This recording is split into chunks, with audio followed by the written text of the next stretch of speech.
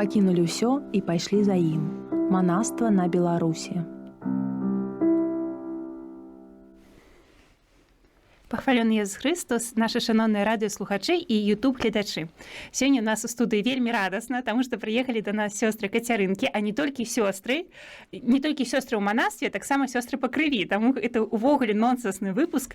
Вось будем их распытывать про все цікавое, что есть у их семьях, а так само у их монашеской семьи, и так само, як это так здарылось, что з одной семьи и прямо в одну конгрегацию.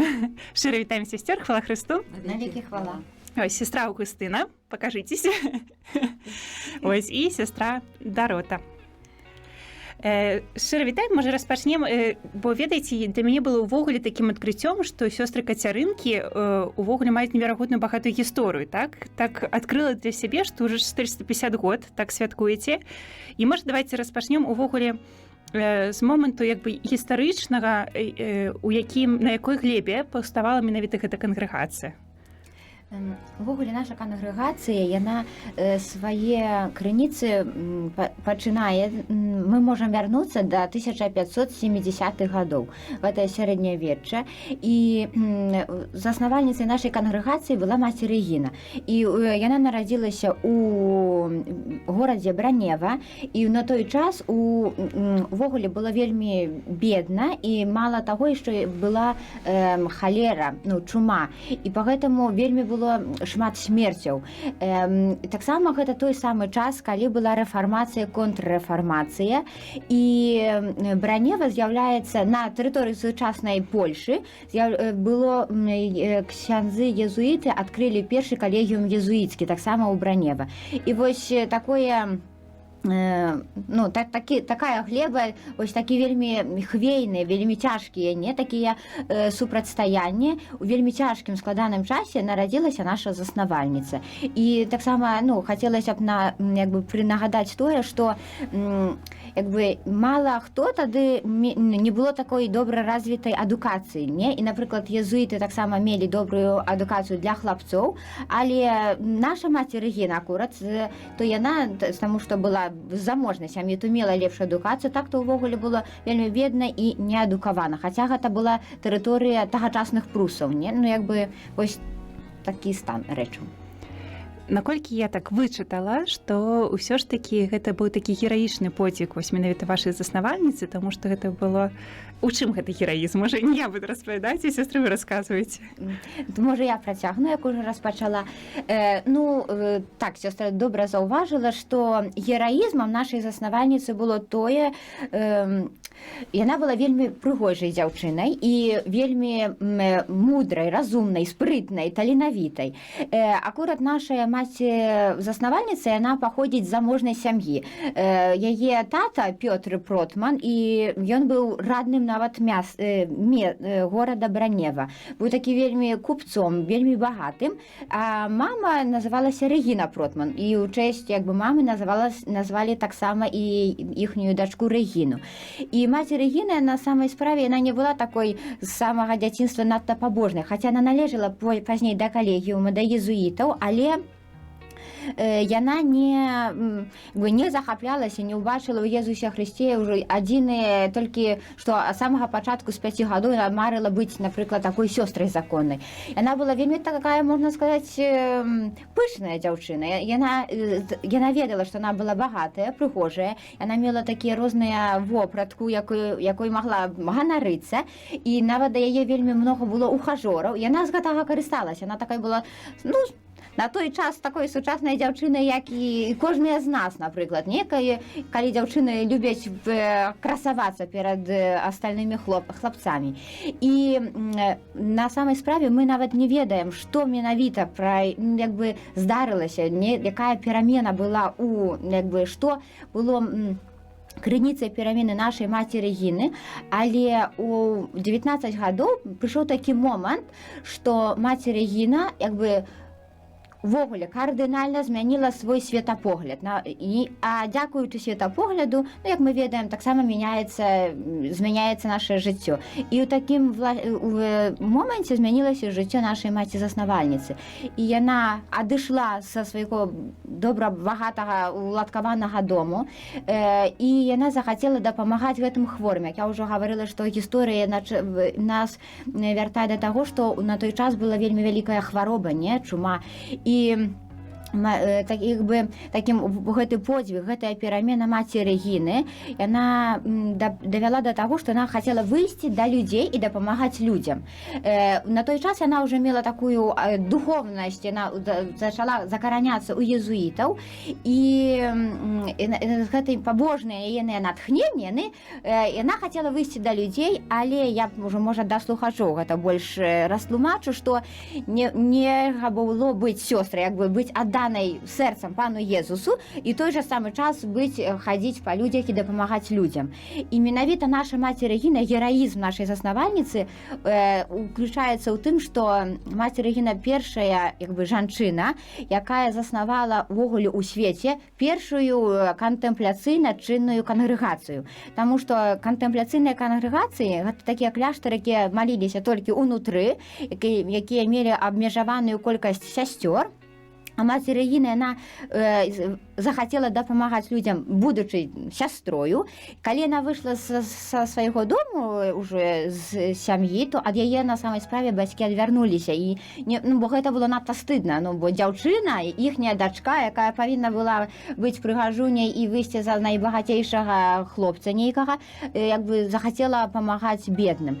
І яна пайшла, і ад бацькоў застаўшыся быў спадак, такі дом, але ён быў вельмі старым. І маці Рэгіна з двумя сяброўкамі проста пасялілася ў гэтым доміку і дапамагалі людзям, пры гэтым маючы такія як бы нормы жыцця як законах. Яны маліліся па пэўных такіх часах, і вельмі хутка, як бы са святымі так ёсць.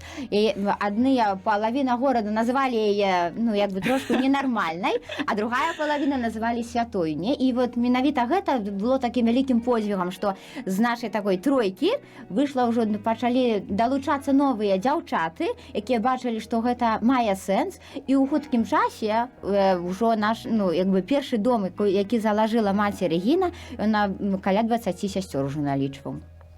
А што было вось такім момантам, што вось менавіта такой зменай жыцця? Ці ёсць якісь канкрэтныя сітуацыі? Няма такіх звестак. Мы толькі маем біяграфію напісаную праз езуіта, пра нашу маці Рэгіну, які быў спаведніком маці Рэгіны. І менавіта ён не ўпісаў, што было зменай такого кардынальнага жыцця. Мы толькі можам дагадваемся, што нейкая было, можа, альбо якаясьці смерць, альбо некая хвароба, альбо яна штосьці у нас есть такая сёстра, таксама Кацярынка, якая піша кніжкі, і яна, напрыклад, у сваёй кніжкі, але гэта не з'яўляецца гістарычным звесткай, што зменай жыцця было хвароба і смерць такого блізкага чалавека, яе сяброўкі, і гэтую сяброўку ніхто нават не меў хто пахараніць, увогуле ніхто не задбаў пра яе здароўе. І менавіта гэта ўжо было такім штуршком для маці Рэгіны. Але гэта неверагодна, як бы недаставерныя звесткі. Ці яна з'яўляецца благаслаўлёнай, ці працэс ідзе, ці яна ўжо кананізаваная? Благаслаўлёная. Ідзе працэс, значыць, шукаем цуду, як бы чакаем на цуд, каб ужо кананізацыя. Слухайте, ёсць шанс вымаліць попасть у гісторыю. Так што варта маліцца. Сёстры, а чаму вось, ёсць такая традыцыя, што вельмі часта кангрэгацыя носіць назву сваёй заснавальніцы, вельмі часта, так? А тут вось Кацярына Александрыйская, так? Я так разумею, Александрыйская, так? Чаму менавіта вось мучаніцу першых стагоддзяў стала вось? То я раскажу. Наша маці Рэгіна, яна ходила до костела, належала до костела святой Катерины Александрийской. Это у Бранева катедра. Яна там вельмі часто молилася. І, напевно, її якби притягнула постать святой Катерины. Что она была такая незломная у веры, молодая, такая отважная вельмі. І мать Регіна шмат часу проводила в этом костеле. І, напевно, якби духовність і життя, приклад життя, віра Святої Катерини дало такий великий знак, і потім, що перейшло на наші супольні закони. Ці маеце якісь там, не ведаю, традыцыі звязаныя са святой Кацярынай? Вось, ну, як бы, ці гэта постаць, яна пашырылася вось у кангрэгацыі самой? Тільки урочистість на Святої Катерини. Святкуємо тільки свята. Якби, ну, 25 листопада Святої Катерини. Ведаеце, я ўсё ж такі дазволю сабе на такое асабістае ўражанне, але мне здаецца, такая мужнасць і адвага ўсё ж такі перадалася сёстрам. Вось, сустрэўшыся з ім, думаю, о, так, гэта ўжо павінна быць з вышэйшай полкі. Сёстры, яшчэ такое пытанне. Вось 450 год. Гэта ўжо кавалак часу, і менавіта тое, што кангрэгацыя разрастаецца, гэта знак таго, што яна патрэбная тут гэтаму свету. Як яна вось на працягу гэтых 450 год развівалася, як змянялася, ці як-небудзь преабражалася, альбо наадварот былі якісь кардынальныя змены? Я адкажу на гэтае пытанне. Сапраўды, наша кангрэгацыя ў гэтым годзе святкуе юбілей 450 год. І увогуле кацярынак ніколі не было масава. Нам заўсёды гаварылі яшчэ з навіцыяту, што максімальная колькасць сясцёр было каля 1000, вагалася. Але так, то там ад 500 до 1000. І як пры самой маці Рэгіны, то вельмі моцна развівалася пры нашай заснавальніцы, бо ўжо пры жыцці было закладзена 4 кляштары. Гэта вельмі многа, не, на той час. І яшчэ я вярнулася яшчэ да нашага другога пытання пра паўстанне ўвогуле супольнасці, не? Што калі былі, напрыклад, кляштары кляўзуровыя, зачыненыя, то адзін кляштар меў адну сястру-настаяцельніцу. І вось маці Рэгіна, яна таксама была такім первапраходцам у гэтым, што хаця былі 4 кляштары, і яны ну, як бы належалі пад уладай былі адной маці генеральнай, якая была ў той час у Бранева. Спачатку была маці Рэгіна, а пазней ўжо пазасталыя настаяцельніцы. І менавіта маці Рэгіна, яна была адчыненая на знакі часу, таму што яна пры яе жыцці сёстры вельмі шмат займаліся тым, каб дапамагаць хворым, і дзяўчатаў выхоўвалі, таму што дзяўчаты не мелі, як я паўтаруся, ніякай адукацыі, яны вучылі чытаць, пісаць і шчытаць. Дзякаваць Богу, што наша маці Рэгіна була навучана і чытаць, і шчытаць, і пісаць, бо была з багатай сям'і. І пан Бог у гэтым меў такі добры провід. Таксама пан Бог меў провід у нашай кангрэгацыі, таму што так нашыя сёстры добра вычувалі, што патрэбна ў гэтым свеце. І, напрыклад, калі трэба былі вельмі шмат трэба было хворых, то сёстры ўдаваліся ўсе былі сёстрамі, медсёстрамі. Пагалоўна, не? Потом, напрыклад, нас спасала тое, што на самай справе, потом нас спасала тое, што сёстры даваліся ўсё. 80% сестёр былі настаўніцамі, не? І гэта нас таксама спасала, таму што потом візном перабываліся, гледзячы заўсёды ад сітуацыі. І калі вот я так, ну, як бы расказваю троху хаатычна, але калі глядзець увогуле пра гісторыі, не, то калі пачаўся культуркамп, ну, если хто не ведае, то я раскажу, это такая палітыка культуркамп, якая была на тэрыторыі там нашай, там, дзе развівалася наша кангрэгацыя, то нельга было размаўляць на польскай мове і увогуле займацца адукацыяй. І это, ну, як бы больш пашыралася толькі нямецкія. І нашыя сёстры быстренько переабуліся і сталі ўсе медсёстрамі, не? А ў той час это была таксама ізноў гэтыя войны, не войны, усім патрэбна былі медсёстры. І нашыя сёстры ізноў выжылі. Если б нашыя сёстры былі б толькі настаўніцамі, то іх ужо ўсіх, так сказаць, уже нас можа і знішчылі, вы правда што. І паэтаму мы так і колькасна, і якасна, а мы, короче, маневрыруем. Стараемся. І як ви наманеврировались? На якія краіны свету распрастраніліся сёння? Ну, сёстры, у нас наогул 490 сестёр только. І працуем мы Беларусь, Польша, Россия, Литва, Бразилия, Гаити, Филиппины, Того, Бенин, Камерун і Італія. Толькі, так? Ну, не дрэнна толькі. А вось мне цікава, ці, напрыклад, у такіх гарачых странах, як, напрыклад, Афрыка альбо вось Бразілія, так, ці змяняецца як-небудзь хабіт, так? Ці яны маюць белы там, ці вы застаецеся пры чорных хабітах? У Афрыцы сёстры маюць хабіты такого крэмавага колеру, альбо белыя. На Гаіці таксама І на там Гаіці светленькія, так. альбо серенькія нават. Так. А у Бразіліі касцюмы маюць белая рубашачка, ну як касцюмчыкі такія. Цікава. Сёстры, як ужо вось пра гэтыя здольнасці пераходзіць на розныя этапы, так? Можа, яшчэ крыху спынімся, бо мне здаецца, гэта такая вельмі багатая частка вашай гісторыі, Другая сусветная вайна, так? Бо яна такая была і, ну, з якойсьці боку знішчыла частку кангрэгацыі, так? Але падарыла неверагодных асобаў. Вось, можа, крыху пра гэтых сясцёр. Так, ну тут я уже снова возьму голос. Так есть и семьи. Одна балбатушка, другая да-да-да. Ну, если браць так з жарту пачынаючы, зноў мы перабуліся, ну, таму што, вядома, была вайна і вельмі вялікая была патрэба, каб сёстры дапамагалі хворым альбо раненым. І вельмі шмат сясцёр падчас Другой сусветнай вайны працавалі ў шпіталях альбо займаліся як бы дзецьмі, але болей было ў шпіталях. І увогуле за час вайны загінула вельмі шмат сясцёр нашых, не таму, што яны былі мучаніцамі нават, але таму, што яны аддавалі сваё жыццё, не? Пры паслузе хворым, поэтому вельмі шмат на тиф заражалася сясцёр, і поэтому паміралі, не? Але я б хацела сёння падкрэсліць ужо так у вашай студыі пра нашых 16 сясцёр-мучаніц. Яны яшчэ толькі слугі Божыя, ідзе працэс іх беатыфікацыі.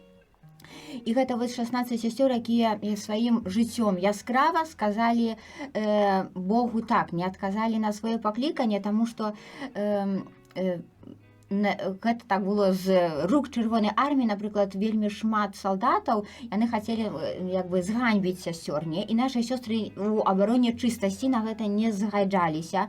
Альбо, напрыклад, вельмі шмат было сясцёр вот в Ольштыне, тым самым жа, калі сёстры працавалі ў шпіталі, то у абароне гэтых хворых яны мала таго, што засталіся з хворымі, яны таксама не маглі, салдаты хацелі выганяць, каб не дазволіць сёстрам глядзець за гэтымі хворымі ўсімі. І сёстры ўсё-такі заставаліся. Іх там вельмі шмат білі, некаторых сясцёр вывозілі ў Расію, у Тулу некаторыя былі вывезеныя. Таксама перажылі такі жах. Але яны былі заўсёды незломныя. Вось я паўтару ўжо вашыя словы, сястра, што такая вялікая мужнасць была. Так, мы, як бы, нашыя сёстры для нас, для мяне асабіста, нашы сёстры-мучаніцы для нас гэта такі, ну, неверагодны прыклад мужнасці, таму што святая Кацярына, яна таксама вельмі мужная, але як мы бачым, вот гэтыя 70-60 гадоў толькі таму назад, і ўжо маладыя сёстры, і наймаладзейшая з гэтых 16 мучаніц, наймаладзейшая была сястра з 27 год, не? Яна маладзейшая ад мяне выходзіць. Я думаю, якое было яенае сэрца, што яна аддала сваё жыццё за гэтых хворых. Альбо, напрыклад, таксама з гэтых мучаніц у нас была такая сёстра, яна была такой месчыняй навіцыяту, то сёстра, якая адказвае за маладых сясцёр.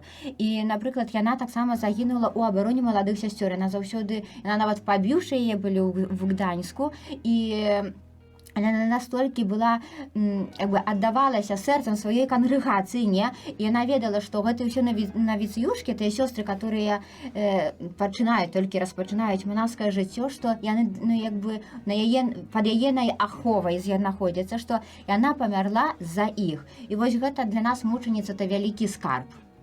Магу я дапоўніць яшчэ, бо як бы маёй апякункай я малюся да адной сястры мучаніцы, сёстры Ліберыі, якая працавала ў Ольштыне. І такая была, ну, такое здарэнне, што у бункеры сядзелі дзеці. Яна з дзеткамі была пару дней, і дзеці плакалі і былі галодныя. І яна выйшла, пашла шукаць ім яду, і яе застрэлілі там па цэнтры, ну, Ольштына. Пашла на смерць за дзяцей. Такая вот адважная была асоба. Ну, бачите, все ж таки у ДНК Кацярынак ёсць такая вось отвага, мужнасць і ісці до конца, так за веру за іншага чалавека. Святой Кацярыны, все ж таки назва мае свой сэнс, так? Все ж таки не перадаецца. Сёстры, а вось калі мы казалі пра працу, так, ну, бо вядома, у большасці гэта катэхетычная праца, але цяпер я ўжо не ведаю, што вы перабуліся цяпер. Якую працу выконваеце? Все, что можете. Цяпер усюды, тут дзе? Усё, што сёстры могуць зрабіць, робіць. Распачынаецца ад наогул дапамога касцёла, перш за ўсё. Это праца як катэхетычная, закрыстыянак, арганістак. У Польшы, у канцылярыі сёстры працуюць.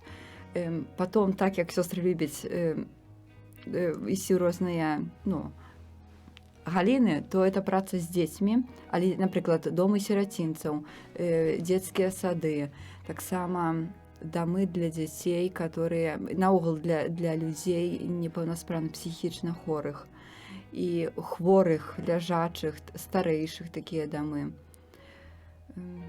У Бразилии у нас более нормально такие больницы сестры мают. Бразилия и Германия. Да, Германия такие большие такие, ну, мают, знаете, финансы, и они мают свои вельми великие шпитали трымаюць. А, например, сестры у Африцы наши, которые поехавшие с Польши, то они там тоже были. И теперь еще не. Они там и наставницы, и врачи, и там все, что треба. Все, что треба. И варять, и кухарять, да. и перебывать. Так, Африка, и шиють, так само. Маєш дві руки, дві ноги, то можеш робити все. Так. А у Беларуси конкретно чим сестра займається? А у Беларуси это катехизация из закрыстыя. И сестра Марина у Кремяницы працуе арганісткай. А вось давайте разберемся, дзе сёстры ў Беларусі. І як доўга ў Беларусі ўвогуле. А як увогуле прыйшлі ў Беларусь, так? З розных частак свету. На Беларуси уже таксама юбілейны дом, это дом у Кремяніцы, там сёстры 25 гадоў. Першых, хто прыехалі, сёстры з Польшы, сёстра Йоанна Качмарчык і сёстра Стэля. Па запрашэнню ксяндза Мацея Мацеевска. Так запрасіў, сёстры прыехалі і засталіся. І таксама была там гісторыя, што распачалі сваю працу ў такім маленькім доме, як матка Рэгіна, там, дзе і крыша цякла, і зімой было вельмі зімна, а сёстры з Польшы такі нават не умели печку распалить нам. И говорила сестра Киана, рассказывала, что треба было идти зимой по воду, и там заметила снег по пояс. Треба было это чистить, идти там набирать воды. Ну и дякую. Школа життя. Школа життя. Але пошли так само покликання, наприклад, одразу сестра Йордана, вона з Вітівщини сама, покликання з Білорусі. І самой Кремяніцы, з парафіі Кремяніцы, таксама две сестры, сестра Аня і сестра Лена. Пазней уже сестра Марына, і мы пазней. Так. І колькі атрымліваюць свой сестер, якія з нашай сям'і прыйшлі? З Беларусі 7 сестер на сённяшні дзень. А другі дом, это недавно адчынены ў горадзе Гродна в 2017 годзе. Так что там... А пры якой парафіі? Вішнявец. Божья милосердность. А Божья милосердность. Треба часів ехаць, альбо чакае змены. Сестры, вось яшчэ такое пытанне, бо сестра сказала, сестра Йордана, так? Вось у меня одразу такое подозрение, что у вас все ж таки изменяется имена, так? Не застаецца імя з хросту, так? А вось калі... Можна заставіць, а можна змяніць. Есть право выбора, так? Есть. У нас сестра больно американка. Ой, так мало того, что мы можем змяняць, можем не змяняць, але ўжо у нас абавязкова як бы ёсць, накладваецца яшчэ дадатковае імя Марыя. Поэтому як мужу на радыё Марыя, то гэта таксама трэба агучыць нам. Конечно. Потому что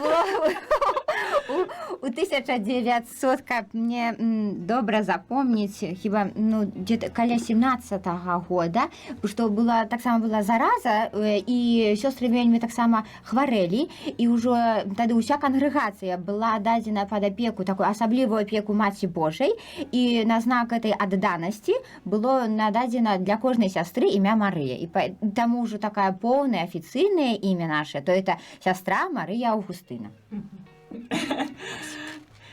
Сёстры, ну, мне здаецца, што мы цяпер падыходзім да самага цікавага, да вашых бацькоў, як яны перажылі 2 пакліканні сям'і. Сколькі у вас увогуле дзяцей у сям'і? У нас 3 сестры. Я другая. І Августина третья. Ну, это было вельмі звычайна, бо бацькі видели, што мы з касцёла не выходзілі. Былі падрыхтаваны. Былі падрыхтаваны. Ну, як пашла першая я, то яшчэ як вялікіх слёз не было, як ужо пашла Стравусына, то ўжо былі слёзы. Трагедыя. І што цяпер? Як? Аж мы цяпер яшчэ маем старэйшую сястру, якая мае 2 сыноў уже са сваім мужам, пагэтаму яны маюць сабе ўнукаў і няма з гэтым клапотаў. Добра, што маем 3-ю сястру, бо каб толькі 2 былі, то было б горай, не? Але дасца, так? З часам разгаджаецца і нармальна жывецца з гэтай інфармацыяй. Ну, гэта вось, ну, тут з аднім гэта трагедыя, а тут калі аж 2. А у нас ёсць у кангрэгацыі, што 3 сястры родныя пашлі. Ого. І засталася толькі 4-я. А, ну, прынамі, хтось і застаўся.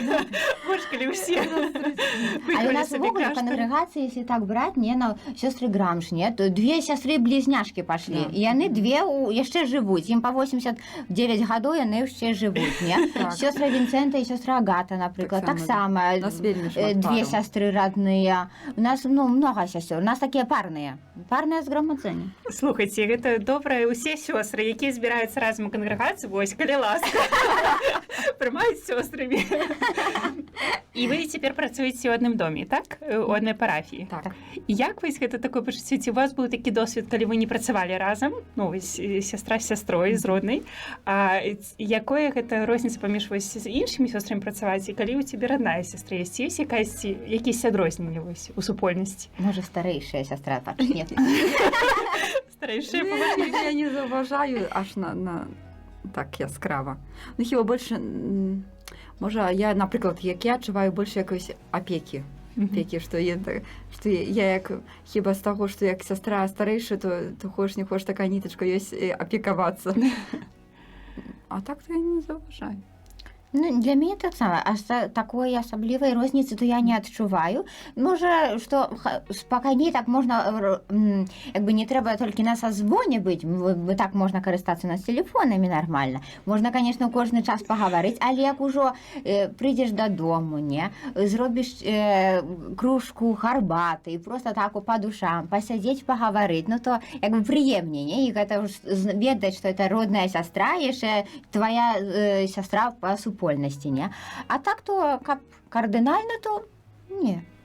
Ведаеце, аж хочацца мне яшчэ запытаць, ці ёсць у вас якія-небудзь хобі, вось ваша асабістыя, ці вось штосьці тое, што вось так надае сэнсу жыць, ну, можа, не сэнсу, але тое, што вось дае магчымасць адпачыць, вось якоісьці такі, калі гэта не таямніца, ці ёсць штосьці такое? Адпачыць.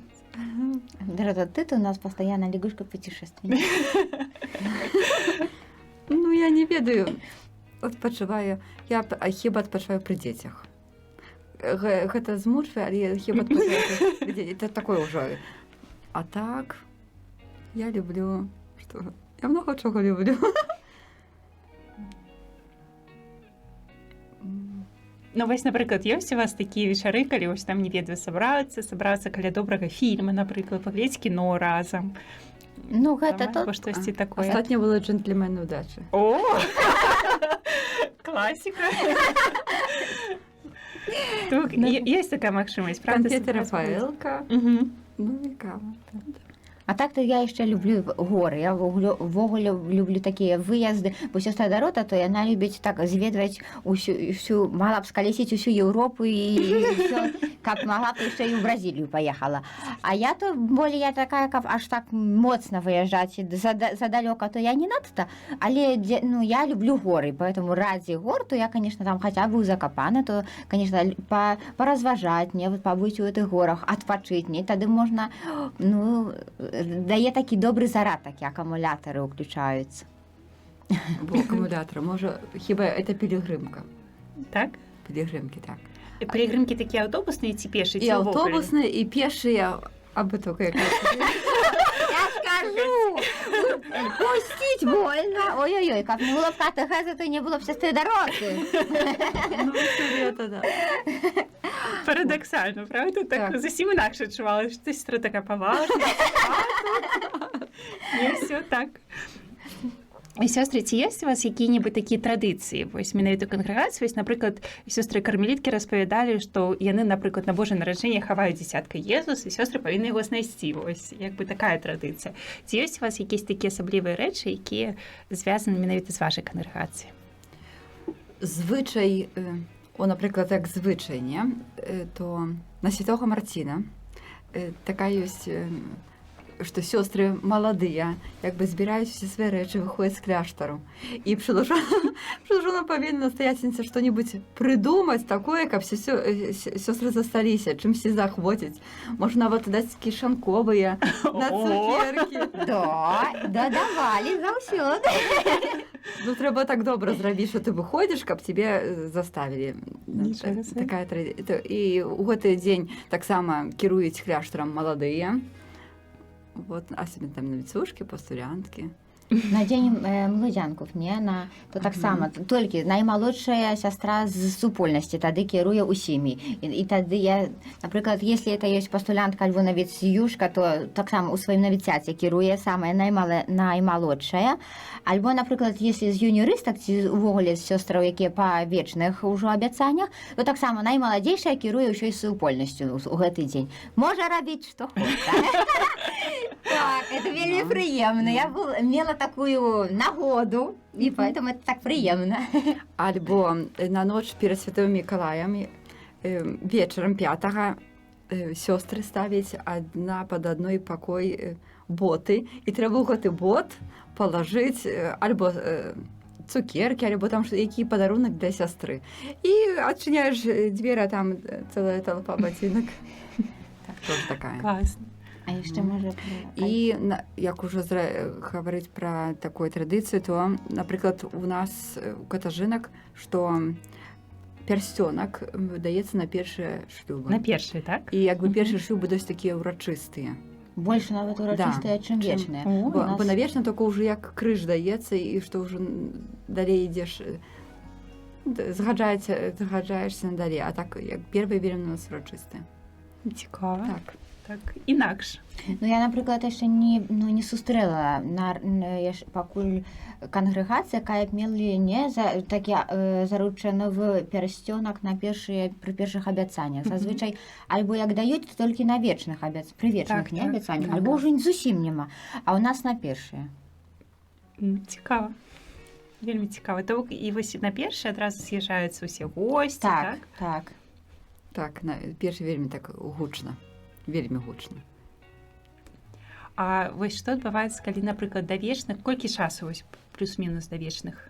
Нормально, если ісці, то 6 гадоў у нас юніёрат. Ну вось, напрыклад, на працягу гэтых 6 гадоў дзяўчына як бы так вось адкрыла, што гэта, ну, што Бог даў і іншае пакліканне, так? У гэтым таксама мудрасць касцёла, так што не адразу цябе на вечныя, так, а ў цябе ёсць яшчэ час распазнаць. То ці гэта якімсьці чынам не ўплываюць на такое прыняцце, ну, рашэнне, ну, бо тут ужо ўсе ведаюць, фотаздымкі ўсюды, там гасцей было шмат, а тут так праз годзік яна адчувае, што ўсё ж такі Бог яе кліча да іншага. Не, з гэтым у нас вельмі так, як бы, непринуждённая. Як бы да гэтага не мае, мы вельмі адкрытыя, нават на сясцёр, якія выходзяць, нават і нас у гэтым годзе таксама адыходзілі сёстры юніёрысткі, і гэта прынимаецца, мы шануем не толькі мы як у сёстры, як у сёстры супольнасці шануем іх выбар, але таксама нашыя сёстры настаяцельніцы, улада, то яна так вельмі, ну, як я адчула, то вельмі так вялікім такім спачуваннем, шацункам, з эмпатыяй адносяцца да такіх сясцёр. Это па-першае, а па-другое, я б таксама выдзеліла, што калі, вядома, што у нас першыя абяцанні такі вельмі такія гучныя, але мы як складваем абяцанне, то можам выбраць на 1 адразу год, на 2 альбо на 3 гады. І сама сястра, калі яна адчувае, што вагаецца, напрыклад, то яна можа злажыць свае абяцанні толькі на 1 год. І мы так, ну, ўсё залежыць ад самого ўнутранага, як бы, адчування гэтай сёстры юніёрысткі. І поэтому Поэтому, если она так адчувае сябе больш так моцна ўпэўнена, то можа адразу злажыць на 3 гады і пасля 3 гадоў яшчэ на 3 гады і тады вечнае абяцанне. Але так то мы не гнабім нікого. Не, ну гэта вось Так, не так. справа такога, але просто вось няма такога пачуцця, што уже все, уже ось раз такая ўрачыстасць, то ўжо трэба сядзець. Трэба запытацца тых сестр, якія выйшлі. Так. Якое іх пачуццё было. Але гэта робіцца, як я цяпер, можа, скажу так троху, як бы не так для... Гэта такі ўрачыстыя абяцанні робіцца для ўсіх сясцёр. Але, вядома, з кожнага правіла ёсць якіясьці выключэнні. Але ўвогуле у нас сёстры так пагалоўна не выходзіць, поэтому для ўсіх сясцёр баль. Вот так. Так, для сестер. Сёстры, вось у мяне такое ўражанне, тому што не толькі ў мяне, таксама ў нашых гледашоў, што вось адчуваецца такое захапленне сваёй харызмай, вось правда, вось кацярынкі такія. Чаму, што асабіста, вось калі б можна было вылучыць якуюсьці рысу асобную, што захапляе больш за ўсё ў гэтай кангрэгацыі асабіста, вось кожны з вас?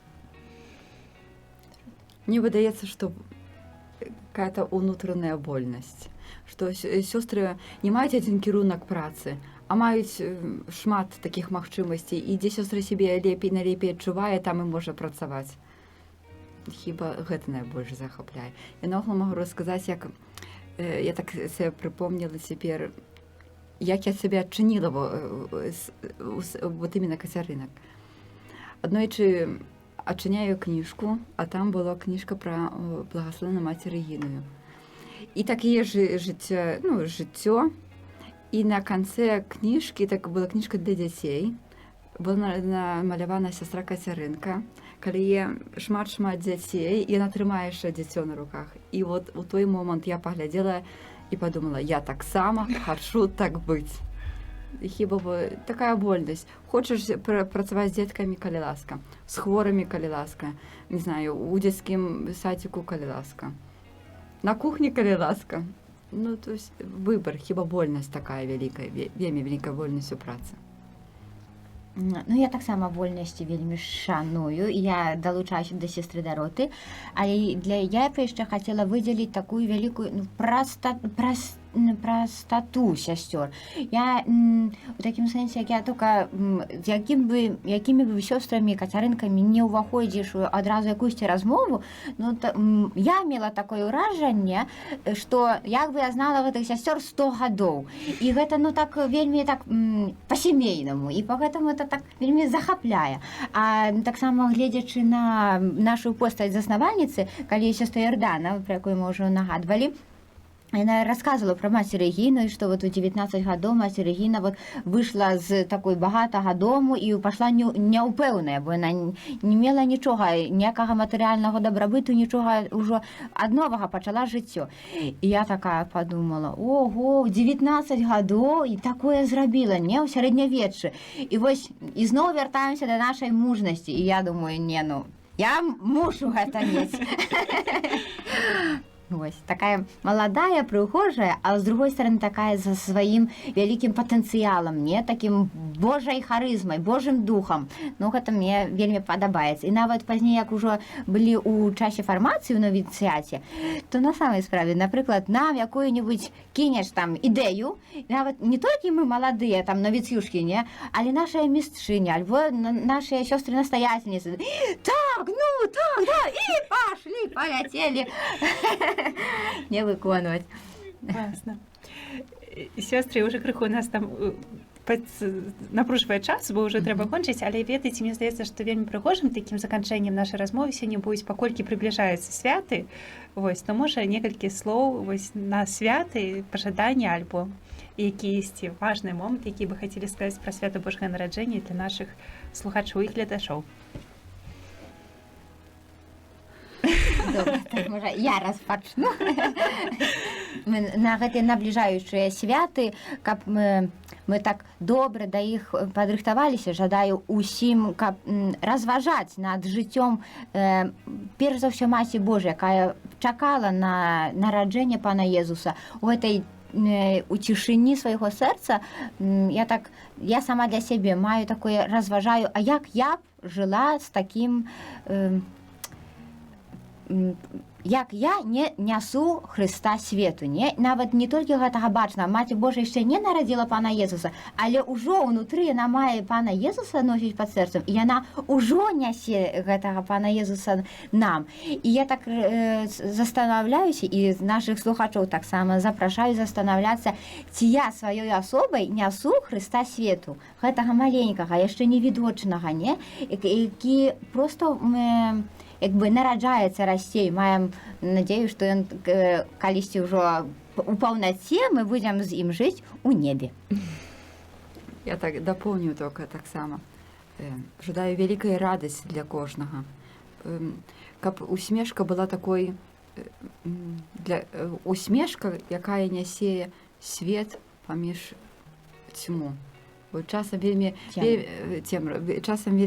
цяжка нават усміхацца адзін аднаму, каб гэта усмешка як такое маленькае святло ішло і распальвала ўсіх і дарогу асвятляла. Дзякуй, сёстры, З Божым нараджэннем. Са святамі. Ведаеце, сёстры, я маю надзею, мне так здаецца, я, напрыклад, за нашу размову так шмат энергіі, сілы, такога энтузіязму атрымала, і маю надзею, што нашы гледачы і слухачы таксама. Вось, то хацелася бы таксама падзякаваць вам за гэтую энергію, за гэтую радасць паклікання. Так што пакліканы гэта чалавек радасны, што гэта чалавек той, які шукае Хрыста і нясе Хрыста. Гэта радасць. Вось, таму шчыра дзякую за размову, за то, што прыехалі да нас аж з Гродна маршруткай. Я ўсё раскажу. Ты просто герой. Накануне святаў. Гэта таксама варта ведаць, што знайшлі час падзяліцца гэтай радасцю вашай асобы, вашай кангрэгацыі. Ну і жадаем вам жыць у гэтай кангрэгацыі, радавацца ёй, а таксама новым пакліканню, каб гэта ўсё працвітала, разрасталася. Вось, дзякуй шчыра за размову. Дзякуй вялікі за запрашэнне. Дзякуй. Всяго добрага. З Богом. З Богом.